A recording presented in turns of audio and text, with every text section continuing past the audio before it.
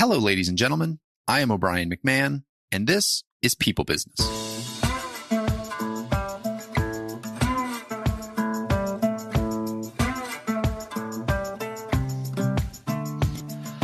In this episode, I'm joined by Carrie O'Neill. Carrie is a dynamic speaker and author who uses horse wisdom to help clients shift perspectives and reveal new possibilities. Yes, I said horse wisdom. She is the owner of Possibilities Farms, and she provides equine educational opportunities to individuals and teams in a really fascinating way. Her diverse leadership experiences as a healthcare regulatory attorney, hospital association executive, and consultant contribute to a uniquely effective approach to engaging teams from the front line to the boardroom. She currently serves on the board of the Nokota Horse Conservancy and previously served on the board of the Equine Experiential Education Association. She's the author of the award-winning book, Horsepower Your Hospital, and has a new book, Horsepower Your Team, coming out right around the time that this episode will come out. This was a lot of fun. And if horses aren't your thing, that's okay.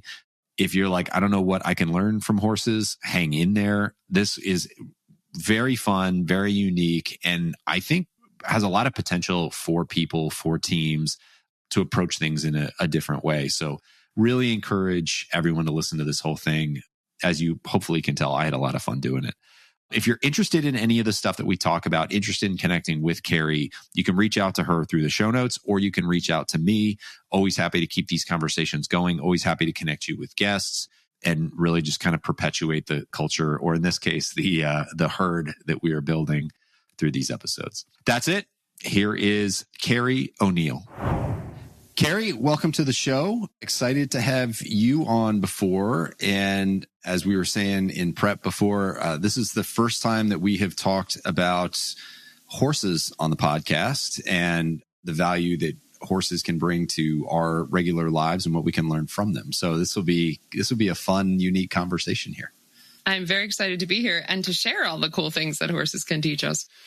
So let's just start at the beginning. I think, I read your resume in the intro, but how did you come to be doing this kind of work? And I think, what is the difference between the work you're doing and what people might think of when they think of equine therapy? Equine therapy, you need a licensed therapist to be doing that. And they have all of the skills and tools that a therapist would. And the goals are different than equine assisted learning, which is what I'm doing. So in equine assisted learning, you're partnering with horses using their innate skills as prey animals, and they have some remarkable abilities that we're going to talk about that differ from humans that can really help accelerate discussions with individuals and teams. So it's self-reflective. The horses are being themselves, but there's things you can learn from them and how they're responding to you that really helps organizations to understand themselves better. And because of the way that they organize in herds, they really do function as teams. So there's a lot that we can learn even if you're not there with the horses. But if you are there with the horses, it's really powerful what they can teach you in the moment very quickly, because they're just being themselves and responding to you.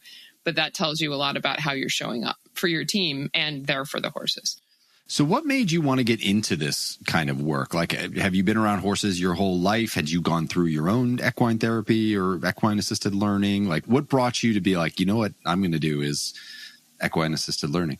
It came together in such a beautiful way. So I fell in love with horses when I was little. I did not have a horse. I desperately wanted one, but I did not have one. And as the story goes, I told my parents when I was 4 years old that the world would be a better place if everyone spent time with horses, and that I was going to have a barn where people would come and spend time with horses. It wasn't going to be a riding barn, even though I also later had riding lessons and things like that. But I said, no, people just need to come spend time with horses. So when I was little and I was able to save my paper route money and get horseback riding lessons, I subsidized, of course, by my parents, I discovered that when I was at the barn, any other thing that was going on at school, anything I was stressed about, anything else, just regular childhood stressors would disappear, because now I'm standing next to a 1,000-pound animal. And I didn't understand at the time that we are hardwired to focus and be in the moment when we're standing next to a 1,000-pound animal, because you need, especially a flight animal, because you need to pay attention. But when I was there, it was just me and the horse, or me and the horses as I was there. And it was a beautiful thing, whether I was on the ground or riding. I was just so in the moment. We would call it mindfulness now, but again, I was a child. I didn't understand that. So I just enjoyed what horses did for me personally. And so I hadn't had any kind of equine therapy. My parents bought me a book, careers with horses, and it was be a breeder or a jockey or a veterinarian or all of these different things. And none of them seemed to really fit with my vision. So I became a lawyer. I know it's strange, but became a lawyer, did healthcare regulatory work. But then remarkably, the paths converged because I found out that Stanford University had developed a medicine and horsemanship curriculum for their medical students. Oh, wow. And they were partnering with horses to teach medical students better teamwork, and also some of what sometimes are referred to as the soft skills, the bedside manner, the communication. But really, we know those are core to outcomes. If you're not communicating well with your patients, that is going to affect your outcomes and affect safety. So I was really intrigued by this. And suddenly I saw, wow, okay, this is a path forward that makes sense for me. This combines all of the skills and the work that I've been doing and my passion for horses into one really amazing package. So I got connected with them, went through 2 different certification programs for how to do this well in partnership with horses, because I wanted to have more tools. I didn't want to just say, oh, I'll go get a horse and make it up. Yeah. And learned a lot in those programs, and then eventually opened my farm, Possibilities Farm. That is a great story. And I love stories too about people who have interests that they're passionate about, and they just keep going and keep going and keep going and eventually turn them into something, whether it's the thing that they do or just a great side hobby. It's fun to watch people who are lit up about something go do that thing. Yes. It makes life a lot more interesting. It does. I say to people ask me, how can you have done these different things and how does it all match up? So it's not just a crazy turn to the left or something, but really it all depends on deep listening. And doesn't everything depend on deep listening in terms of managing teams and understanding people and working together to achieve any common goal? You have to listen deeply. So the horses have taught me a lot about different ways of listening and ways to engage them. And that has helped in all the work that I do with humans. And so eventually it got to the point where it all came together. Yeah. Well, and I think it's a fallacy that it all has to be some congruent narrative, that our life has to flow from one thing to another in some orderly fashion. We're sense-making animals. And so we can look back and find a thread or a story between all of it, but I don't know that there needs to be, right? You don't need to have some grand vision for making a left-hand turn. You could just be really feeling a new thing and done with the old thing. That's true. Yeah. All right. Well, let's jump in and let's talk about the horses. You said in your introduction that they are herd animals, and so they already are operating as teams. Can you talk a little bit more about that? Absolutely. So in nature, horses organize in herds for survival. So when we talk about aligning around a common goal, that's the most compelling one you can have. And we tend not to think of horses as prey animals because they're big. So we think of prey animals as small things that get chased and caught and things like that. But horses are prey animals. Their natural predators are mountain lions and things like that. So they have the awareness of prey animals. So when a herd comes together and in the wild and they're organized in that way, every member of the herd shares the responsibility for watching out for danger. So there are horses that have that role, that are doing it at any specific time and looking out for the herd, and that's their primary role. But any horse in the herd, if they see something, it's kind of, if you see something, say something, but at a nature level, if they see something, they are able to signal the whole herd, and then the leaders of that herd are going to move that herd. If you've ever seen a herd of wild horses move in video or something, they move like a school of fish. They don't crash into each other. They just go. And they are able to organize in that beautiful way. And every horse in that herd is sharing their strengths, whatever it is. So they organize in a way that they choose their own leaders. You cannot assign a horse leader to a herd. You could bring in a horse that you think has the right skills that are necessary in a herd, But the horses are going to choose themselves, and they're going to choose the horse and the horses because they do have a shared leadership. So different horses in different roles. There isn't just one leader, but they're going to pick the ones that are best at what they do. And they're going to automatically adjust that as their skills change, either because they gain new skills as the horses are maybe getting older or doing different things, or as different horses come into and leave the herd. They're very responsive to readjusting around strengths. Interesting. So a couple questions on that. First one is, when you say strengths, can you give an example or two of what a horse might be looking for from its leader when it comes to strengths? One of them is being able to, so one of the horse leaders will help them go find water and tell them when it's safe to drink. Drinking is a dangerous thing because they have to put their heads down. So if they're going to a stream, again, this is in the wild horse realm, they put their heads down to drink at a stream. Somebody has to make sure, or a number of horses have to make sure that it's safe to do that, because the predators are often hanging around by the stream because they know the horses will come. And when they put their heads down, they're most vulnerable because a predator can jump and grab their neck. So the phrase calm down actually comes from horse behavior. We say that all the time. It's a commonly used phrase, but it used to be common for people to have horses. So if you needed your horse to settle, you would, if you can get them to lower their heads, then you know that they're settling down because they feel safe enough to begin to lower their heads. So that's actually where that phrase comes from. Their head is physically settling down. Because they eat off the ground. So you see horses grazing and they're eating the grass or hay.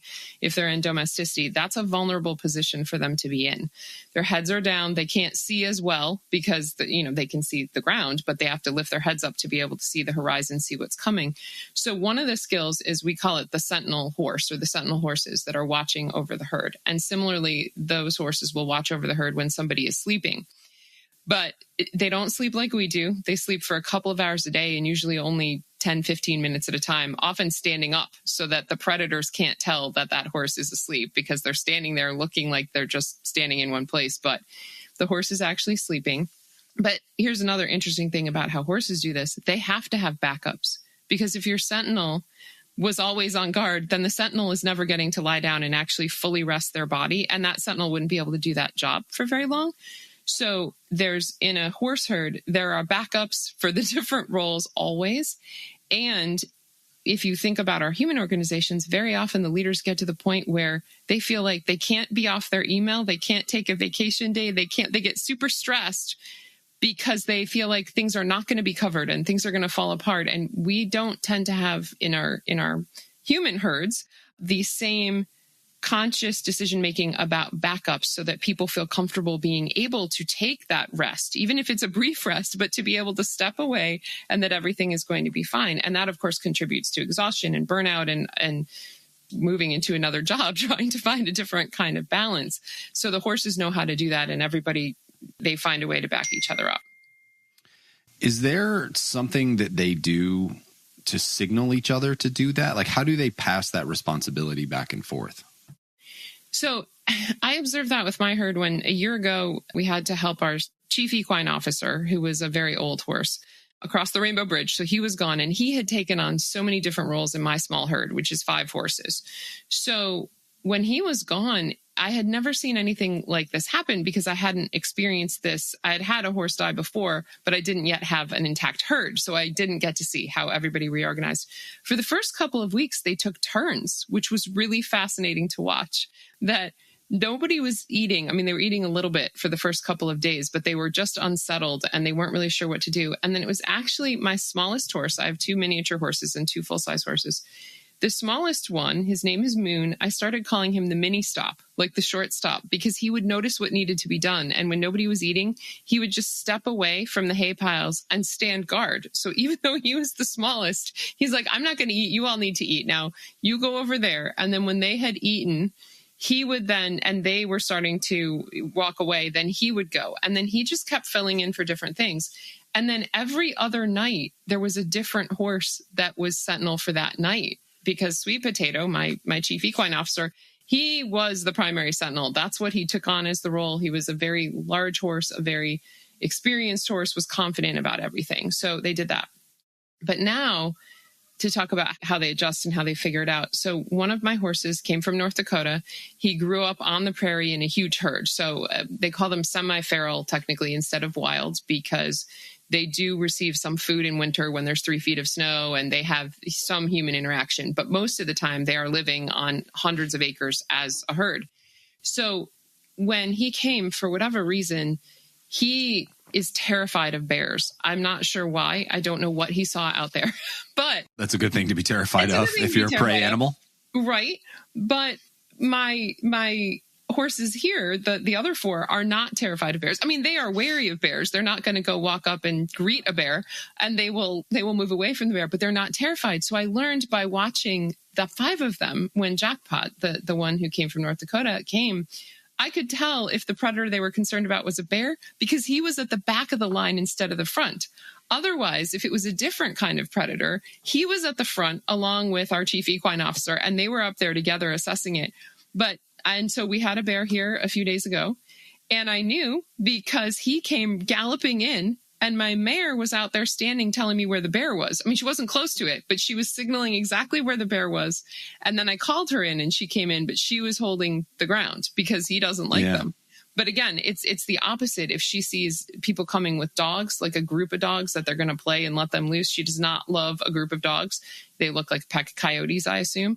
And so she will let him take care of it. And he will go forward and just start leaping up in the air and kicking out, and I assume advising the coyotes, well, the dogs, but that if they were to come into his paddock, he can kick in all directions at once like a Tasmanian devil, and they should not come in and bother his herd. So it's fun to watch them just seamlessly sort of step in and say, okay, I feel more, I'm going to handle this one. You can step back and you'll handle that one. And they do that without talking to each other in the way we think of it, and without job descriptions and without titles. They just do what needs to be done. Yeah, just step up. Yep. And get it done. Have you read The Alchemist? Quite a while ago, but yes, I have. Paul Coelho, yeah. Yes. So that's one of my favorite books. And I've read it, I think, 3 times now. And one of the big, actually, somebody just brought it up the other day, but one of the big lessons from that book is being present with nature and having intuition.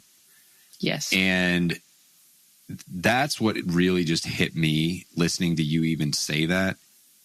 How many people could spend a week at your farm and not pick up on those subtle things because they're in their phone when they're not with the horses, or they're, doing something else, they're distracted, whatever.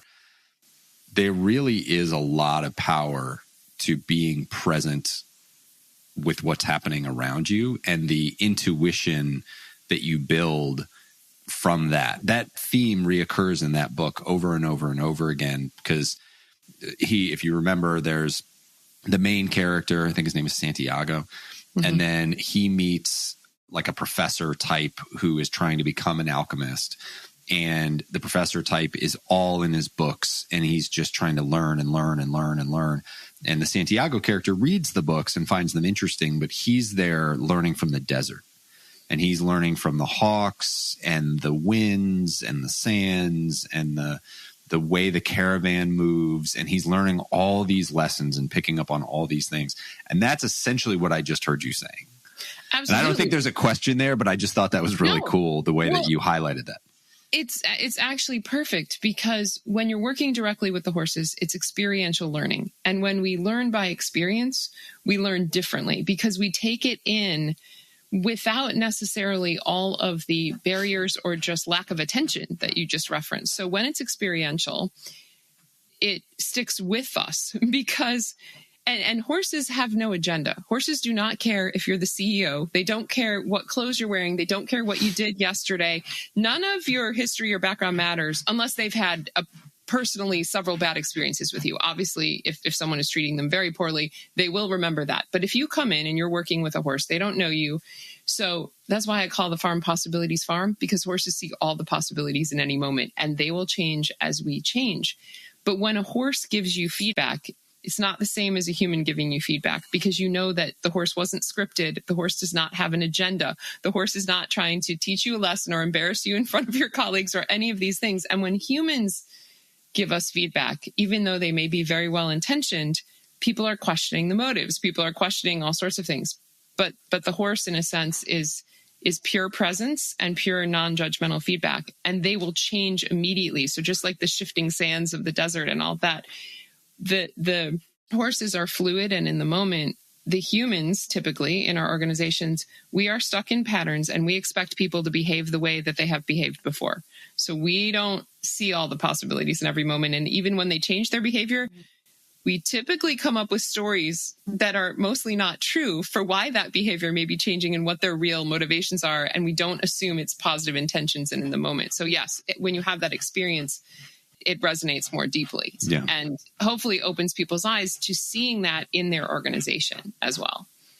Yeah.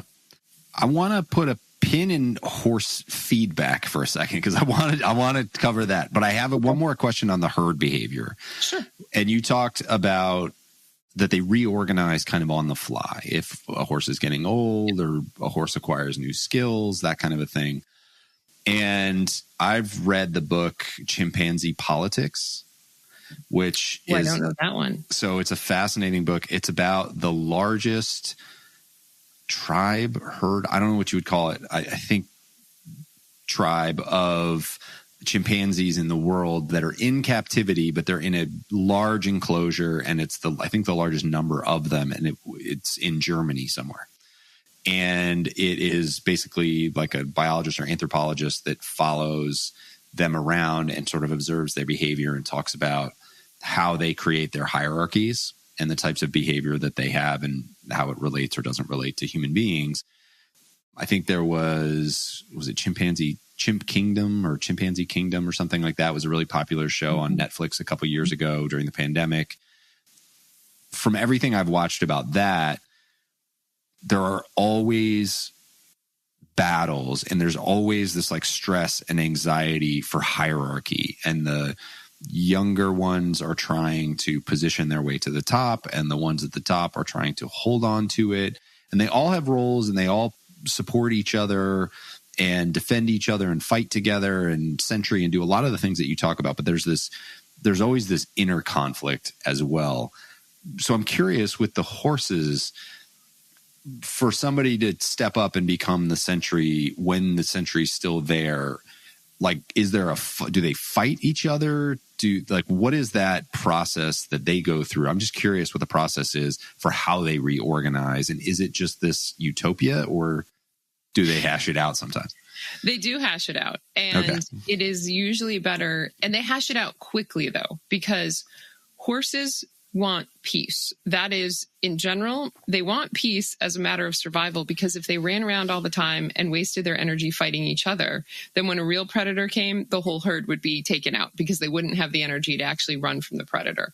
So they will fight over things sometimes, especially if you bring a new horse in and they're trying to figure out roles again. Or this happens often in domestic life where, if you have your horse at, say, a boarding barn, and then they start mixing up which horses are being turned out with which other horses, and they're trying to figure out how they're going to put the different roles together in a way that's going to make sense. But their focus really is on, in general, maintaining that peace. So it was interesting when I brought Jackpot, who was a wild stallion when I met him. And he was a pretty high-ranking wild stallion when I met him. But he clearly enjoyed being with humans and would engage with humans. So when the conservancy where he was decided that they were going to let him leave North Dakota and offer him for sale, I'm like, oh, he's going to be a brilliant teacher. So he comes in with all different skills. And he came in, I got him when he was 5. So he's been with me 3 years now. But I had Sweet Potato, our chief equine officer, who was an international competitor, had been through all kinds of, Grand Prix show jumping, had seen and done all sorts of things before he came to me. And so he's very experienced with all domestic life things, even, unusually intense domestic life situations.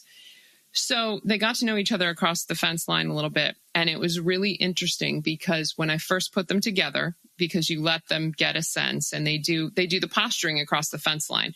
So, one's making a pile of manure over here, the other one goes and makes a pile of manure, like, this is my side, that's your side. So you let them kind of spar a little bit over the fence. But the day that I let Sweet Potato out there, it was more muddy than I thought. And so they went to have, a little play fight kind of thing. They weren't trying to do harm, but just to show, like, I can do this and you can do that. And Sweet Potato fell in the mud. And I held my breath there for a second, because if Jackpot had been a different kind of leader, he would have asserted dominance when he was down. Jackpot didn't. He walked away. He walked away and he let me go get when Potato stood up. He was clearly shaken by the fall because he was an older horse. I went and got him and took him back out. And so they were again across the fence for a little bit. Jackpot let him be. And when 2 days later, after Potato was, had recovered from falling and was a little less stiff and sore, I put them back out together. They got together. They went up with one kick, which I wish I had a video of this. One kick where they didn't even touch each other, but their hooves got to exactly the same level behind. And then they turned and went off grazing together because they had decided somehow among themselves that they could share the leadership of this herd and they would have different roles. And then over time, they figured out what those roles were. So part of it, I think, is, I know incredible. It's incredible. Yeah. Wonderful. But they do. So my mare, who she is second in command, was with Sweet Potato in terms of the hierarchy. And she can do all sorts of things. She was very threatened when I brought in the first mini. And she would, so to your point that it's not always utopia, she would chase him around. She didn't want to hurt him, but she wanted to show him that she was second, that he was not taking over, because he had been a stallion until he was 15. So he came in with some kind of, he wasn't being aggressive toward her at all, but he came in with some kind of stallion, I guess, tendencies. And so she would remind him repeatedly that she was second, that he was further down the rank, but not in a way that she hurt him and not in a way that she's not trying to drive him away. She's just trying to make a point. Yeah. So a lot of times it comes down to respect. Horses will ask you to step out of their space. Horses will ask you to move away from a hay pile. And if you're showing respect, it doesn't escalate. If you don't show respect for each other's boundaries, then sometimes they'll make a point if they need to. Interesting. And just for my own lack of knowledge, I should know this. Stallion is just a male horse that has not been spayed? Yes. Okay. Yep. Stallion is a male horse that hasn't been, right. We call it gelded in the horse world, but yes, it hasn't been neutered. Yeah. And what would you call one that has? A gelding. So you'd call the horse a gelding. If you're either a stallion or a gelding. Or a gelding. And then the mares typically are not spayed like we do with our dogs and cats, because to do that, I mean, you can give them chemical birth control, which they, I guess, do sometimes in the wild horse population, but you don't do surgery on them, because to lay down a horse and do surgery, that's a very challenging situation. You're not going to do it in the field, and it doesn't have the benefit. So mostly in our domestic horse world, it is rare to interact with stallions, because stallions, if a mare goes into heat, are going to want to react to that. There are different precautions, and you have to have different kind of fencing and other things when you're working with stallions and mares. So in domestic life, most of our horses are geldings, but you have stallions running horse races because you want to use them for breeding, right? So if you gelded them, even if they would still run, you're not going to be able to breed them later. So you see them in breeding programs. You have a great way of making some of these terms very PC as you are talking about it. I love, if they're in heat, they're going to want to react to that. It's like, absolutely. Okay. Sorry, not to call that out awkwardly on the podcast, but all right. So let's go back then. That was fascinating, by the way. That very, very fascinating. Let's go back then to horse feedback. Yep. Because I think this is a big part of what you do with the equine assisted learning piece of this. So, what feedback am I getting from a horse? Oh, I love this question so much, O'Brien. I could speak for the next 40 minutes about this question alone. I won't. But so the simplest thing, so I'll put this in terms easily understandable, and one of my favorite things to do with leaders, because leaders, of course, have different skill sets, right? Different leaders are going to approach this differently. So one of the things that we often do in this work when you bring a team in is just ask leaders to say, okay, we're going to have you take this horse, and you have a lead rope. It's literally called a lead rope, and a halter, it's on the horse's head, so that kind of like a leash on a dog. So for people who are not familiar with horses, but it's structured a little differently. So you're attached to the horse, you can hold the horse. And we just ask the leader to say, okay, you're going to walk this horse from point A to point B. We've got a cone over there, you go over there. And we don't tell them how to do it. So we're not micromanaging here. You hold this here, you do this here. We tell them how to not do it. Like, don't drag it, keep it safe. We tell them safety rules. And we say, just walk the horse across the arena from point A to point B. Now, here's what happens. You can learn so much about a leader by how they walk that horse from point A to point B. Because to talk about different poles here, and of course, everyone is a mix and more complex than this. Some leaders are so focused on the goal that they take that lead rope and they just start going toward the goal. And they assume that the horse is just going to come dragging along behind them. They're not looking at the horse. They didn't bother to say hello to the horse. They didn't ask any question. They're just go. They're all go, go, go to the goal. And most of the time with the horse that they're working with, much of the time that horse may just kind of, come along behind them because they're used to being led. And that's not really the ideal way to do it. But okay, they're going to go. But on their way back, we put a cone or something that they have to go around. A small obstacle. It's not hard to do, but you have to navigate it. Now they have a problem because when they try to do that and the horse is dragging behind them, the horse doesn't know what you're supposed to do with the obstacle because you're not there with the horse. You're not paying attention to the fact the horse now stops. It's like, there's an obstacle in my path. I don't know which way I'm supposed to go. I don't know what I'm supposed to do. But you're the leader. You're out in front and suddenly you're stopped short because your team member has just stopped there. So that's one kind of leader.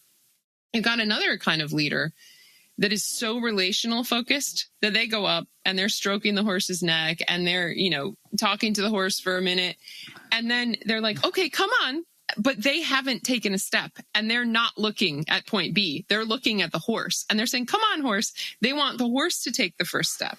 The horse is going nowhere because if you're not leading, they will not follow you. Like horses look to leaders. So if you assume a leadership position in a way that makes them feel safe and comfortable, they will follow you. But if you don't, you'll be standing there all day looking at the horse's feet. Now, the great thing, and of course, again, there's variations in a lot of things, but the great thing is, so you give people an opportunity to see what they're doing and kind of where their focus is. And so as the facilitators doing this work, we can see very quickly, okay, well, this is interesting. And we're jotting down notes. Then you have a discussion as a team because they're also hopefully watching each other.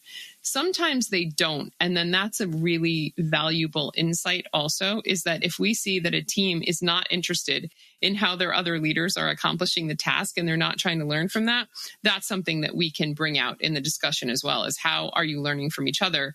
And if they're not doing it there, chances are they aren't doing it back in their organization.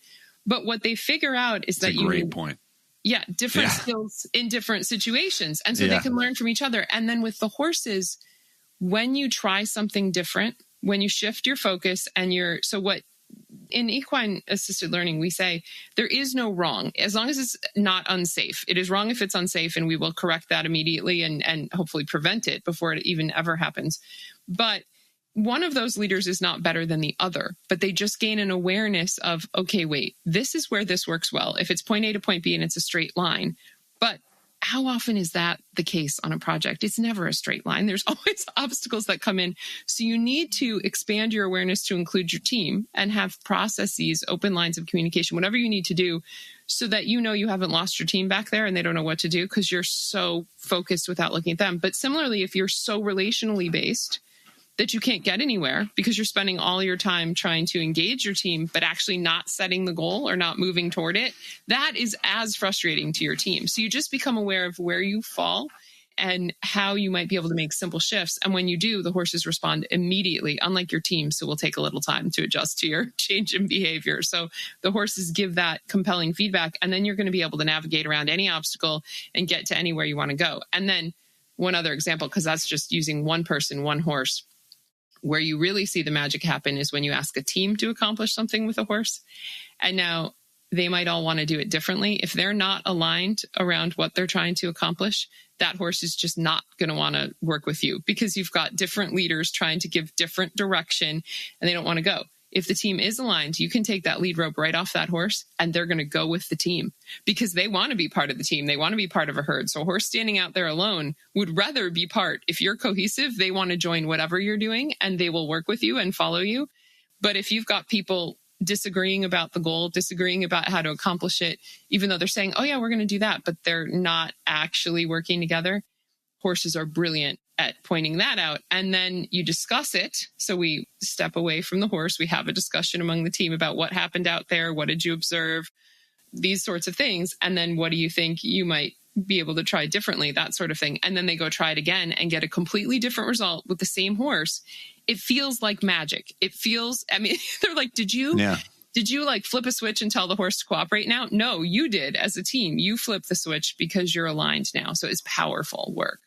Yeah, this is like the physical embodiment of the saying, don't grip the club too tight. Yes, exactly. Exactly. Like we say that all the time, right? So for golfers, don't grip the club too tight. If you squeeze a golf club when you're about to hit it, you will not hit it where you want it to go. It will not go straight. It will not go far. There's all kinds of things if you're too tense. Likewise, if you're too loose, you let go of the club and it goes flying into the woods. So there's this balance of having to have a strong grip, a firm grip, but also kind of a loose grip at the same time. And it just seems like this is the psychic version of that in the real world. Like you have to be strong and have some confidence, but you also need to be connected and grounded and giving almost to the animal. Yes, because you need people to have room to play to their strengths and to innovate. And if you micromanage, so in the horse example, if you're micromanaging, people will sometimes take that lead rope right underneath the horse's chin. That's where it's attached. So they're going to hold on to that right there. Now, a horse sees things by moving their head around. They have eyes on both sides of their head. So when they raise and lower their head, they're able to get different perspectives, and each eye is seeing separately. So unlike us, we combine into one image. They're seeing different ways. So having the ability to move their head around so they can actually see what's coming and assess it from different angles is really important to them. If you hold so tightly that you're not letting that horse's head move other than, nope, you're going to take a step here and a step here, they will get very frustrated because literally they can't use their own senses to assess where they're going and where to step and those sorts of things.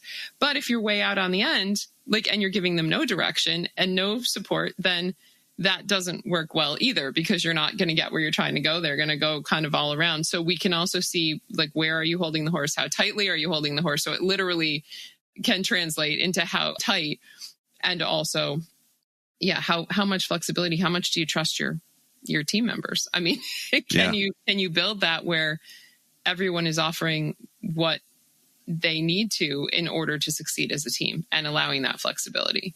Yeah. I had this happen once in real life.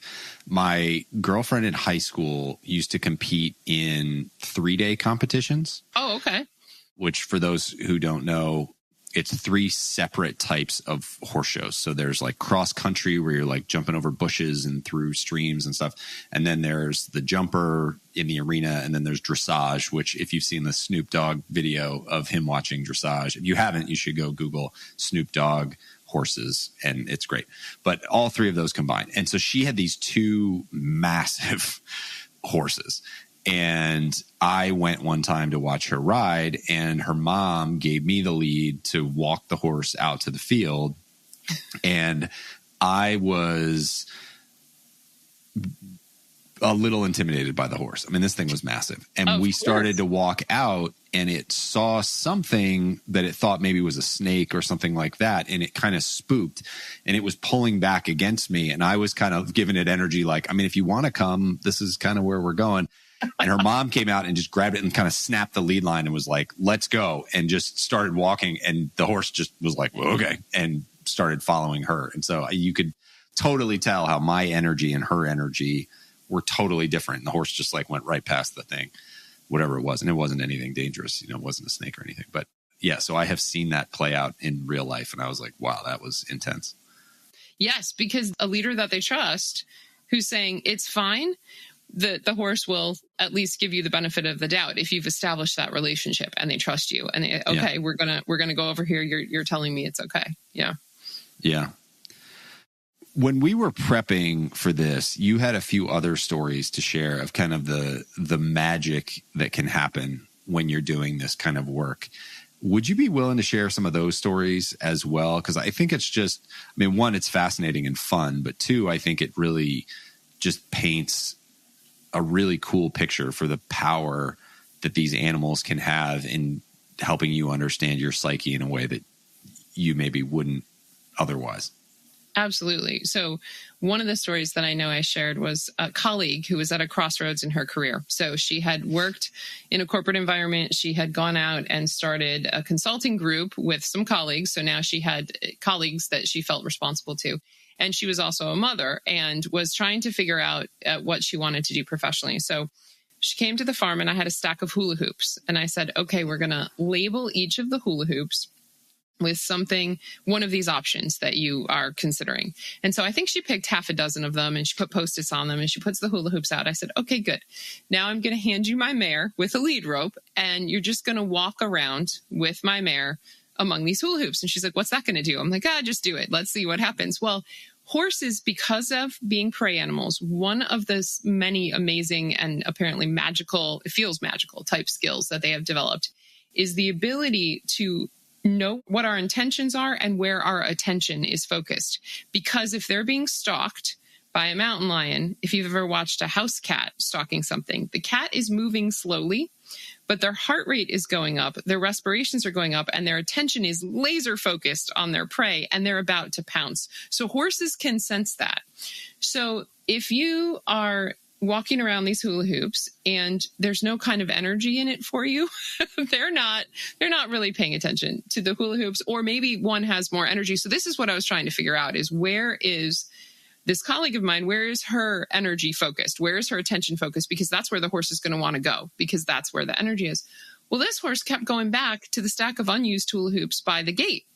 So the first time I thought, okay, the hay trailer is over there. And although she's had plenty of hay and has some in here, maybe she's going to look at something that she saw behind the hay trailer. So if she comes back and do it again. The second time, now I actually go out and check to make sure that there's not a dog that has come over and is sitting behind the hay trailer or something that would cause her to want to keep checking that out and not doing her work. So, okay. And then the third time, I just look at this colleague of mine and say to her, did you leave the option that you actually wanted out here? And she starts to cry immediately. And she said, yes. And I'm like, well, why didn't you put the option you really want? If the horse knows you want that, then why don't you know you want that? And she said she wouldn't even consider it because she thought her colleagues would be disappointed in her. She didn't think her husband would support it. So she just wouldn't even let herself go there. Well, as a result of this experience where it was so obvious to the horse that these other 6 options, I mean, they were fine, but she had no enthusiasm really for them.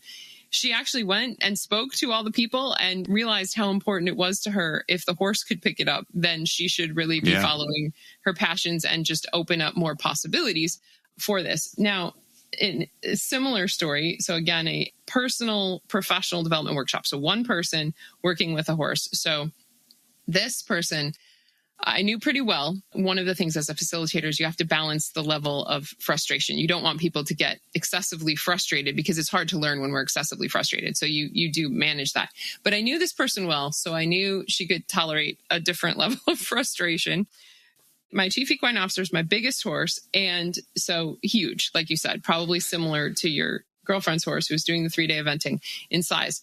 So now for her task, I just said, okay, well, put your professional goal over there, put it somewhere in the arena. And then I want you to label, ground poles, which are really just poles on the ground, and cones and other things with obstacles that you think you're going to encounter. And then you're going to, and you can put them anywhere you want, which also tells me something about where they're putting these things, how difficult they think they are, because you can make that pretty easy for yourself, or you can make it this very complicated trajectory. I'm not telling them where they have to put it. So that's interesting in and of itself. When you give people the flexibility, they will play out things that tell you how they're thinking about these different challenges. So she gets all of this set up, and then she takes the horse, and she cannot get him to move at all. He will not take a step. And she is getting more and more frustrated. She tells me the horse is broken. There's something wrong with him. Then she tells me he's stubborn. Then she's telling me he's just being mean. And I just keep saying to her as the facilitator, the horse is not broken. He was walking around before you got here. So I can assure you he doesn't have a medical issue. And he's probably not, you want to let people have their perceptions, but you can question it. Like, if he's not being mean to you, because why would he be mean to you really? What else might be going on? And so you can ask some questions through the thing. And finally, when I wouldn't, I wouldn't allow her to just decide that the horse was actively obstructing her. I'm like, what else could it be? Like, if you're asking him to move physically, and at one point she was leaning back and tugging on that lead rope like a cartoon you might have seen, and you cannot pull a 1,200-pound animal. You cannot. She's leaning back and he's tugging back, and I'm trying hard not to laugh because I know. I said, what else? If you're body language is telling him to move in terms of you're cueing him to go and you're pulling him and he's not going, what else could be going on in your mind that is telling him not to go? And suddenly she starts saying, I don't need that master's degree, and I don't need to have this, and I don't need to have that. And the minute she starts saying that, he goes straight for the goal by himself because he knew, but she didn't think she could get there. And if she didn't think she could get there, then he's not going to move toward it because he doesn't know why she doesn't think she can get there. But she doesn't think it's safe to move toward that goal and that she doesn't have the right skills or the right training or the right whatever. If she's blocked in her mind, he's not going. And so as soon as she identified, like, I didn't know what those blocks were. In fact, they weren't all what had been written, but that's what was stopping her. And so, and he went without her. They went together, but he started working because she was just standing at his side, frustrated after tugging. She wasn't tugging anymore. She just stood there because she was thinking, like, how could I be telling him to stop? What about how I'm thinking is telling him that he can't go there? And then she just started, she had this huge breakthrough of just, and she said she thought she needed the degree, and she had a bachelor's, but she thought, some people who were achieving success in the area that she wanted to achieve success had a master's, and some people had, a mentor, and some people had, and these are all great things to have, but she didn't have them. But she literally thought in her heart of hearts, she thought she couldn't get there without these things. And once she realized she could, she was willing to move forward. Yeah. There's a gentleman that I work with, and we talk all the time about self-deception being the biggest hurdle to achieving a goal. And if anyone has ever read, or if you've ever read The War of Art by Stephen Pressfield, which talks about the resistance that we all face internally anytime we try to do something significant. How amazing is it that there are these animals out there that can see through all of that? Yes. Yeah. They can. Even to not get too woo about it, but to feel through all of that and be able to be our barometer when we can't. That's just, it's incredible. I have seen the most amazing shifts. One other quick story. This woman, so I had a group of entrepreneurs, and they were coming over a series of, I think, 6 weeks to work with the horses. And this one woman, the first thing you had to do on week 1 was just stand next to whichever one of my horses you wanted to stand next to. And we would shoot a video about what your goals were, like what your goals were professionally. What are you trying to achieve? And if the person was saying something that they didn't feel, the horse was not the least bit interested. And so they would stand there, but they would really not pay attention to whatever. The minute somebody started speaking authentically from their heart, the horse would engage because now you're aligned. Now there's energy in it for you. And so one woman actually shifted her entire trajectory about what she was thinking she was doing in the business, because she was going to keep doing the things that she had been doing. And it was her own business. I mean, she's a solopreneur. She's decided to do it. But where the energy was she really wanted to help people at end of life. So she offered a lot of different holistic health kind of services, energy work. I think she was a massage therapist as well. But what she really wanted to specialize in was helping people at end of life. And so she ended up putting that picture of her with the horse on her flyers. Because she knew, like, that the horse responded immediately that that's where her energy was, that's where her passion was.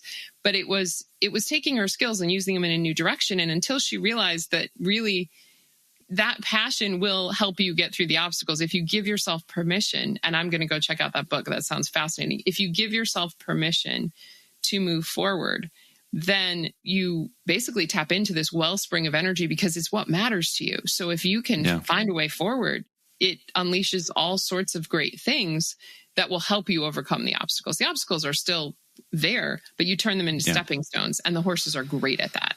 Yeah. Well, and we're really good at thinking that what is a challenge is a roadblock.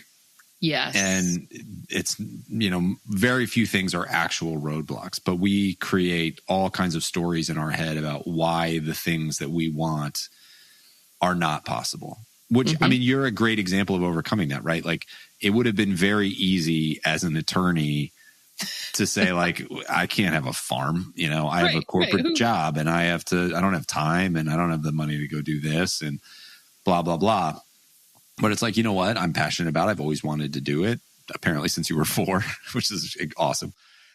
At some point you have to say, well, yeah, there's some hurdles to this, but let's, how do we overcome those hurdles? And I think it's really easy to deceive ourselves into thinking that the hurdles are something bigger and impossible to get around. Well, and one way of thinking about that I personally have found very helpful is the horses being so in the moment reminds me when I'm making a decision that might be perceived as, what are you doing? Like, just stay in your lane, do the things that you've been doing that you're trained to do. Why would you do this? When I was making the decision to build the farm and to move in this direction, I told myself, you know what? You don't have to. This doesn't mean that if you try this and it doesn't work, that you can't do something else. Like, it's not a permanent decision. But I think sometimes, and it has turned out, I mean, I've had the farm now 8 years. It is one of the best decisions I've ever made in my life. I'm thrilled with it. But I gave myself permission to fail, if we want to put it in those terms, at the beginning. I said to myself, This is something I'm passionate about. I will build the farm. I will do the things. I will see how it evolves. But if it turns out that this isn't working, people are not responding to it, I'm not enjoying it as much as I thought I would, then it's okay. And I will either go back to doing what I was doing, or I will find a different path forward. And that is, I think, something where people get themselves stuck because they think, I'm going to leave this thing, which at least, even if I don't love it, it's comfortable in some ways. It serves some of my needs. But because the horses are so in the moment, and I've been living with horses now for quite a while, they don't really worry about, it's not a permanent decision. You're going to try this. If it doesn't work, we're going to come out of that pasture, or we're going to do the thing. So they're very fluid and in the moment. And I've gotten better about realizing this, whatever decision I'm making, it's not a permanent one if I don't want it to be. I mean, just keep trying it and don't put so much pressure on the failure or the perception of, well, I will have failed. But if you're afraid of failing all the time, you'll never try something that you aren't completely good at already. None of us would walk, O'Brien, if we had that approach to failure when we were toddlers, because we fall so many times before we figure out how to walk. But as we get older, our tolerance for falling, so to speak, becomes less and less until we don't do anything that we aren't sure that we can do confidently and comfortably. And that's unfortunate. Well, and not everything needs to last forever either. I think that's something I've learned. I mean, I did a fitness blog for 5 years. When I was in my 20s, I got into CrossFit and I wound up getting certified and teaching it. And I had a bunch of friends who wanted help getting in shape. And so I would write workouts for them. And when that got too complex, I just put them on a blog. And I would do it every week. And then I started writing some thoughts on what I was learning on personal development. And I don't think it ever had more than 30 or 40 readers a week, which, somebody could look at and be like, yeah, that was a total failure. It lasted 5 years and, that was it. But that was a huge success for me. I got to impact people's lives. I had a handful of people tell me that they got in great shape because of it. People would, one or two people would respond each week telling me that they really liked the message that I put out there. And to me, that was incredible to be impacting just a handful of people. And then at 5 years, I was like, wow, that was a really nice thing. I'm going to tie it up in a nice little bow and I'm going to move on and do something else. I didn't need to keep doing that forever. And this podcast will end at some point. I don't need to be a podcast host when I'm 75. This doesn't need to live forever. If it lasts 6 months, another year, another 5 years, I feel very proud of the work that I put into it and the impact that it had on other people. And then we'll put a bow on it and we'll move on and we'll do something else. And I think we get stuck so often when we need whatever the next thing is to be the thing that lasts forever. I think you can view the end of things not as a failure, but as just a nice ending.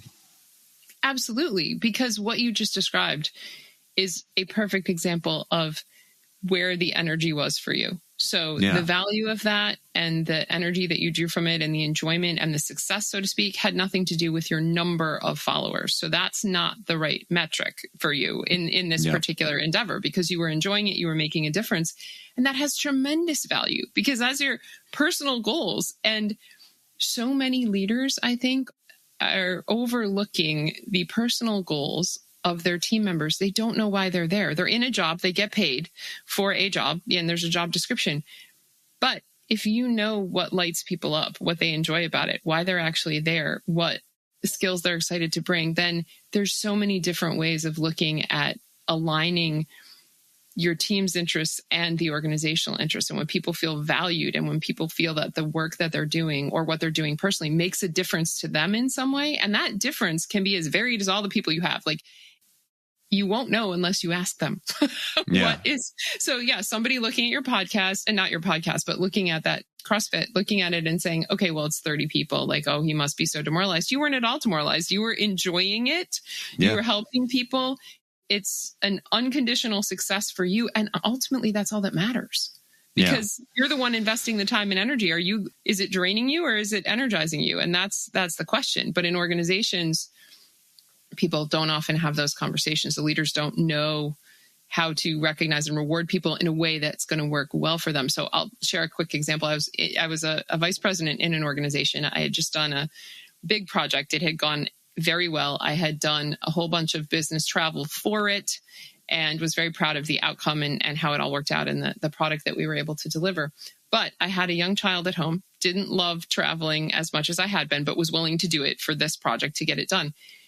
And it was one of the most demoralizing moments in my career in corporate because my boss, sits down, tells me, it was a great job. And to reward me, she is going to invite me to go on a 5-day boondoggle trip out of the country. And it was a conference. So I don't want to give the sense that this organization was wasting resources. It was a conference. I would have learned things, but I would have had no official responsibility. So it's no pressure. Go attend sessions, learn.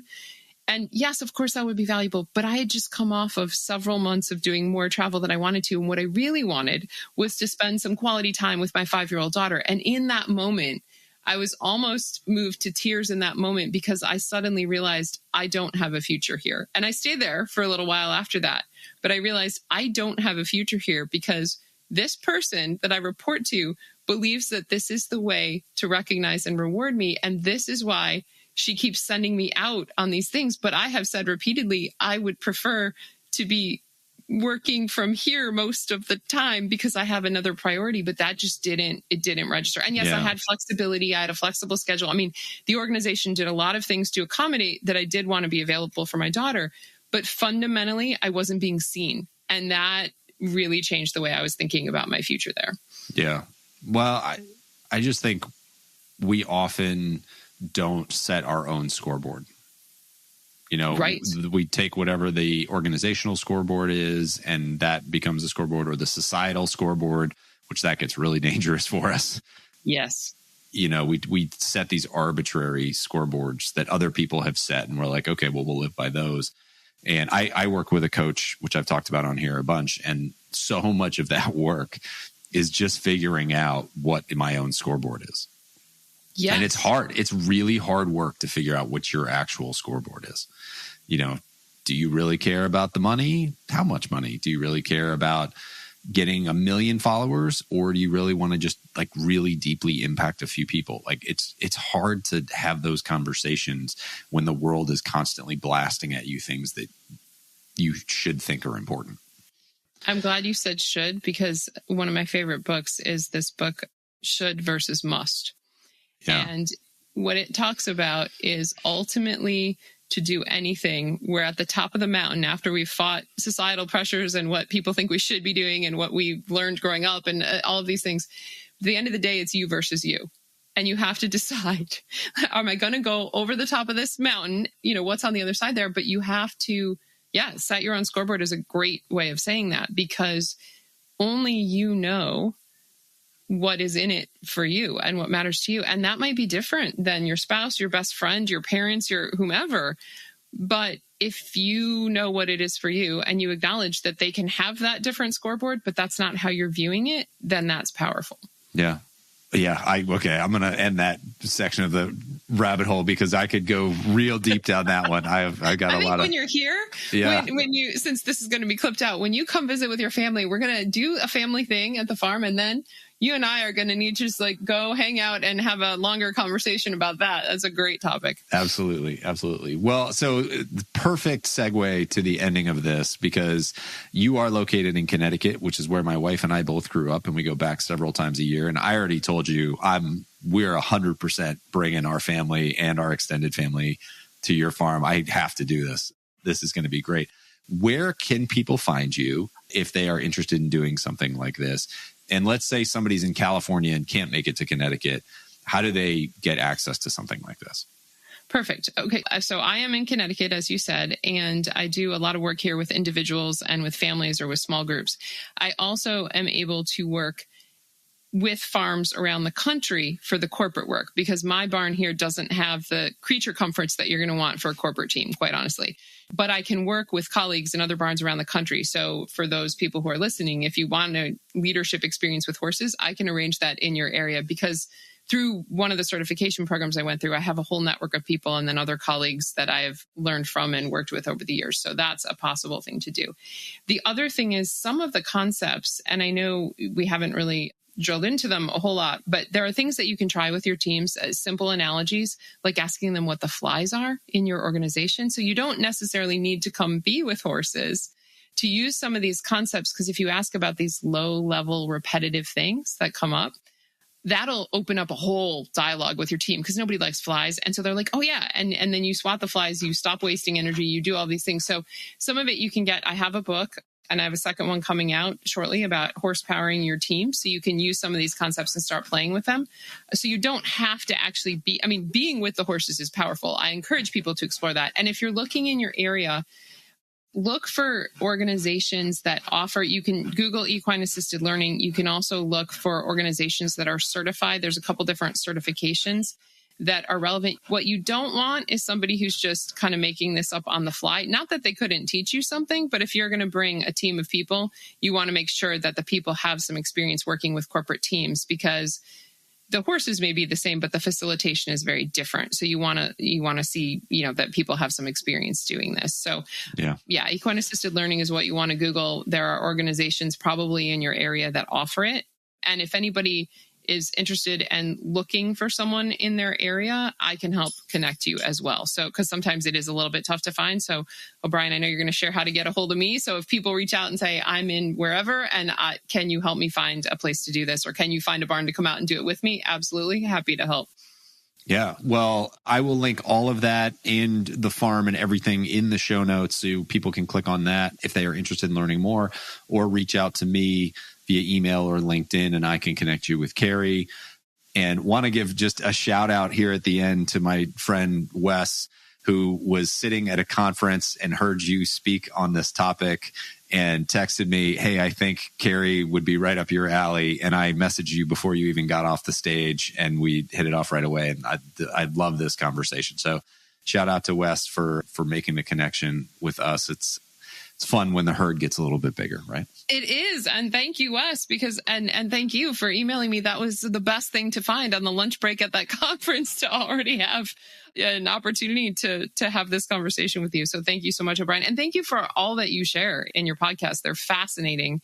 And I have learned a lot. I was not aware of it before Wes connected me to you, but I have listened to several of them at this point and found them really interesting, the different perspectives. And you're already making me better at what I do in terms of working with people. So thank you for that.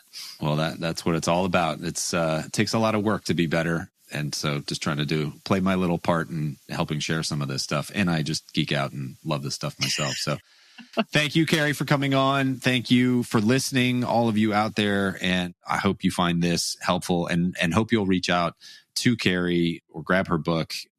This is, I think, a really unique way to approach personal development, team development that, if hopefully you get a sense, can open a lot of doors for you. So best of luck to everybody out there listening.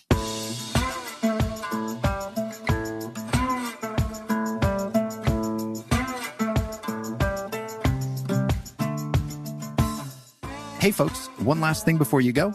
If you enjoyed the episode, make sure to hit subscribe so you can stay up to date with future guests. That's it. Thanks for coming. Go make the most of your business and the people in it.